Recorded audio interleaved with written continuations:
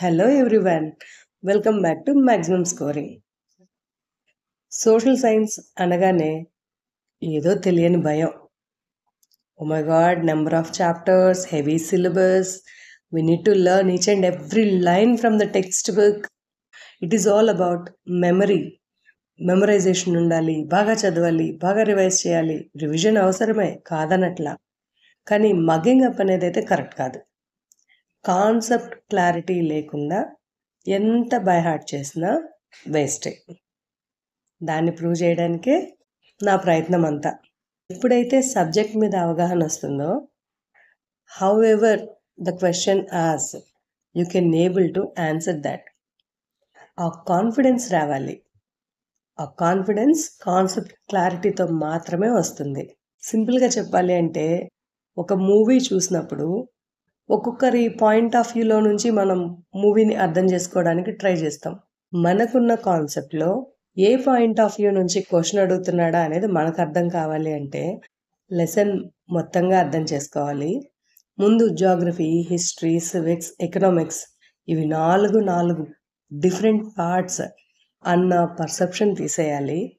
ఒక జనరలైజేషన్లోకి రావాలి. సరే, ప్రయత్నిద్దాం. ఇంకా స్టార్టింగే కదా, త్రూ అవుట్ ద ఇయర్ ఉంది కాబట్టి మన ప్రయత్నం ఏదో చేద్దాం. ముందు సబ్జెక్ట్ అంటే భయం పోగొట్టుకుందాం. ఆటోమేటిక్గా క్లారిటీ అదే వస్తుంది. Let's move in to the topic. నిన్నటి వీడియోలో అయితే ఒక 2 బిట్స్ కవర్ చేసాం. నెక్స్ట్ కంటిన్యూషన్ ఒక 10 బిట్స్ ఈ క్లాస్లో వర్కౌట్ చేద్దాం. సరే, an Indian state was taken over by a new government. Which of the following actions by the government will reduce land degradation? Options: setting up 3 new quarries for the mining of limestone near the capital city, granting permissions for cement factories near farmlands, converting forest areas to greenhouse horticulture, creating separate grazing zones for livestock. ఇందాకే చెప్పా, geography, history, civics, ఎకనామిక్స్ని మనం డిఫరెంట్గా చూడొద్దు అని.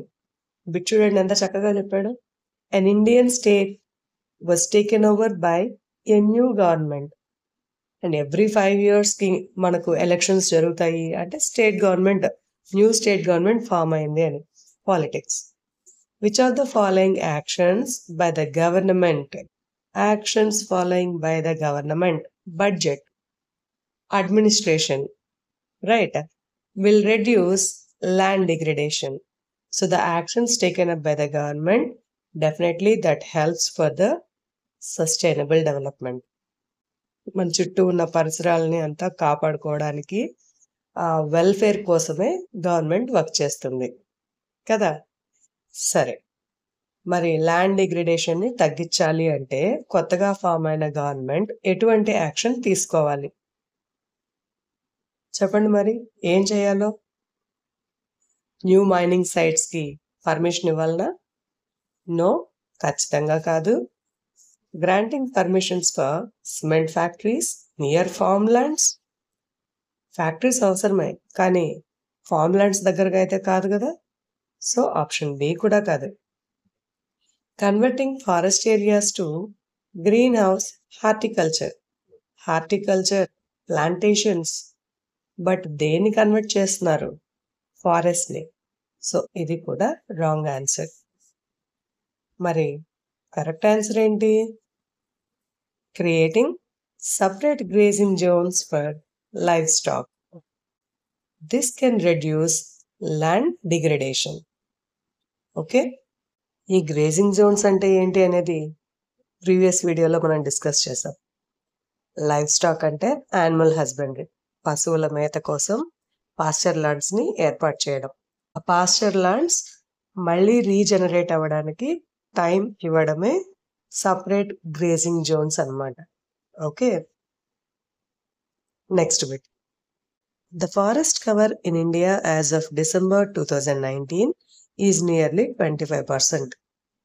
In the past decade, the government has tried to meet the target of increasing the forest cover to 33%. Although there has been efforts to increase the forest cover in the past years. Forests are not thriving as they used to. What could be the reason for this? Options: soil erosion and low soil quality, lack of irrigation around forest, low quality of seeds and saplings, cultivating food grains within forest areas. నేను bit explain చేస్తాను. ఈ లోపల correct answer ఎవరికైనా తెలిస్తే comment చేయండి చూద్దాం. So ఈ బిట్లో మనం అర్థం చేసుకున్నట్టయితే ఫ్యాక్ట్స్ చాలానే ఉన్నాయి. 2019 అనే ఇయర్తో మనకు ఎటువంటి సంబంధం లేదు. అది ఏ ఇయర్ డేటా అయినా ఇవ్వనియండి, నో ప్రాబ్లం. ఫ్యాక్ట్ ఏంటి? 1952 ఫారెస్ట్ లాస్ ప్రకారం డిజైరబుల్ ఫారెస్ట్ ఏరియా 33% ఉండాలి. అంత డిజైర్డ్ ఫారెస్ట్ ఏరియా అయితే ఎప్పుడూ లేదు. Even today we are not matching with the desired percentage. ఇంకా చూడండి, stressing point, although there has been efforts to increase the forest cover in the past years. గత సంవత్సరాలుగా government ఎంతో ఎఫర్ట్స్ పెడుతున్నప్పటికీ ఫారెస్ట్ ఏరియా అనేది increase అవ్వట్లేదట. దానికి రీజన్ అడుగుతున్నారు. ఏమై ఉంటుంది? సాయిల్ ఎరోషన్ అండ్ లో సాయిల్ క్వాలిటీ అయి ఉండొచ్చు. అండ్ మన ఆప్షన్ తెలియగానే పెట్టడం కాదు, మిగిలిన ఆప్షన్స్ ఎందుకు కాదో అర్థం చేసుకోవాలి. అప్పుడే కాన్ఫిడెన్స్ వస్తుంది. Okay. Lack of irrigation around forest. So forest ఏరియాస్కి చుట్టుపక్కల ఇరిగేషన్ తక్కువగా ఉంది అంటే ఫారెస్ట్ బాగున్నట్లే. కాబట్టి it's not option 2. Low quality of seeds and saplings. Forest అనేది హ్యూమన్ ఇంటరాక్షన్ ఉండదు. సో సీడ్స్ సాప్లింగ్స్ క్వాలిటీతో సంబంధమే లేదు. Cultivating food grains within the forest areas. ఇక్కడ క్వశ్చన్లో చక్కగా ఇచ్చాడు. There have been efforts to increase the forest cover. అంటే గవర్నమెంట్ అయితే గట్టి చర్యలు తీసుకుంటుంది ఫారెస్ట్ని ప్రొటెక్ట్ చేయడానికి అని. అట్లాంటప్పుడు మనం ఫారెస్ట్లో వెళ్ళి కల్టివేషన్ ఎలా చేస్తాం? ఈ 3 రీజన్స్ కాదు, దీని అంటే హ్యూమన్ ఫ్యాక్టర్స్కి మించినటువంటి న్యాచురల్ ఫ్యాక్టర్, అదే soil erosion and the low soil quality is the reason. Okay, so option 1 is the answer. అర్థమైందా? Next week, uranium is found in Ladakh but not been mined due to lack of funding. What kind of resource is this? Options: stock, reserves, potential resource and developed resource. ఈ options చూస్తే ఒక similarity ఉంది. Guess what? Do comment it. So మనకు types of రిసోర్సెస్ని analyse చేస్తే 4 కేటగిరీస్లో రిసోర్సెస్ని divide చేశారు. On the base of origin, on the base of exhaustibility, on the basis of status of development and on the basis of ownership. ఇక్కడ మీరు చూస్తున్న ఈ 4 ఆప్షన్స్ కూడా ఒకే కేటగిరీకి సంబంధించినవి. That is what? Status of development. Ocean water ఉంది, abundant resource అనమాట. అది ఉన్నది వాడుకోవడమే తప్పించి దాన్ని మనం క్రియేట్ చేయలేం. సాయిల్, వాటర్, నేచర్ అన్నట్టు. అర్థమవుతుంది కదా? So stock is nothing but abundant everywhere. We don't know how to create it. Reserves, subset of stock.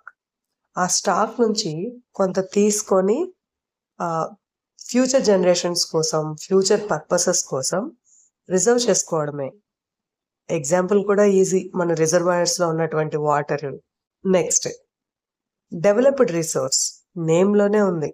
చుట్టూ ఉన్న రిసోర్సెస్ని యూజ్ చేసుకోవడమే కాదు, దాని నుంచి ఒక technological accessibility, cultural acceptability, economical feasibility, ఈ 3 ఉన్నదాన్నే డెవలప్డ్ రిసోర్స్ అంటాం. ఫర్ ఎగ్జాంపుల్, కోల్ అనేది ఒక రిసోర్స్. దాని నుంచి పవర్ని ఎలా జనరేట్ చేయాలి? థర్మల్ ఎనర్జీ, టెక్నాలజికల్ యాక్సెసిబిలిటీ ఉంది, Economically, we are feasible enough to do that, and we all are using it, right? That is what cultural acceptability. So, like the same hydroelectricity. So మనకు వచ్చే power మొత్తం thermal and hydro పైనే depend అయింది. మరి potential అంటే ఏంటి? We know the availability and quantity of that resource. We have the technological accessibility also, but still not using. ఒక resource availability ఎంత ఉంది, దాన్ని ఎలా వాడుకోవాలి అన్ని తెలిసినప్పటికీ మనం యూజ్ చేయం. సరదాగా చెప్పాలంటే మన బుర్రల్లాగా చదివితే బాగా మార్కులు వస్తాయి, కావాల్సిన మెటీరియల్ అంతా మన దగ్గర ఉంటుంది, కానీ పాపం టైమే ఉండదు, అలసిపోతాం కదా. డైలీ కొంచెం కొంచెం చదువుకుంటూ వస్తే అసలు స్ట్రెస్ ఉండదు.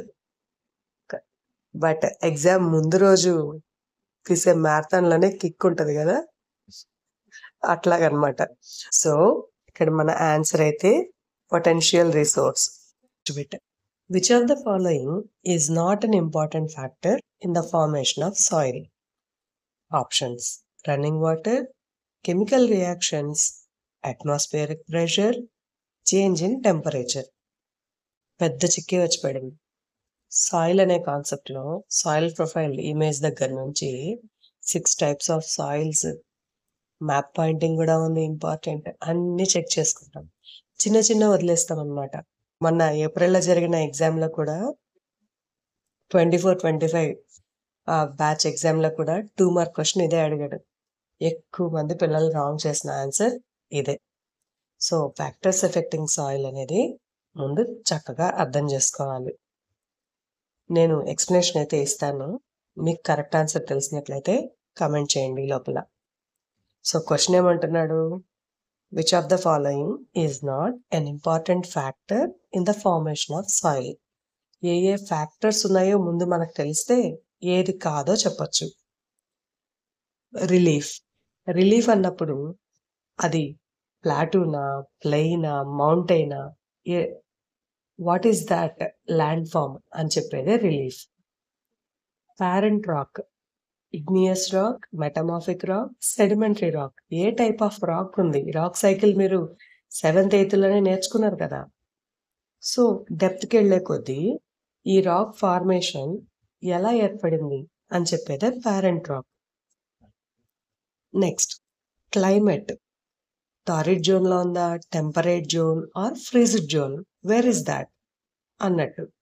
Vegetation, evergreen forest area ఉన్న లొకేషనా, డెసిడియస్ ఫారెస్ట్ ఏరియానా, అంటే హ్యూమస్, వైల్డ్ లైఫ్, ఇది కూడా సాయిల్ క్వాలిటీని డిటర్మైన్ చేస్తుంది కాబట్టి. సో ఒకసారి చూడండి, relief, parent rock, climate, vegetation. వాటితో పాటుగా temperature, action of running water is also determines. Okay, అంటే మనం డెన్యుడేషన్, సాయిల్ ఎరోషన్ ఫ్యాక్టర్స్గా మనం చెప్పుకుంటాం. Natural agents like sun, wind, అంటే ఏంటి ఇక్కడ? Changes in temperature, actions of running water. Wind is also a factor for soil formation. ఇంకా chemical and organic factors also is the reason for soil formation. So ఇక్కడ మనకున్న options చూడండి. ఏదైనా ఒక resource form అవ్వాలన్నా, డెప్లెనిష్ అవ్వాలన్నా 2 ఫ్యాక్టర్స్ ఎఫెక్ట్ చేస్తాయి. ఒకటేమో న్యాచురల్ ఫ్యాక్టర్, రెండోదేమో ఎరోషనల్ ఫ్యాక్టర్. సో ఇక్కడ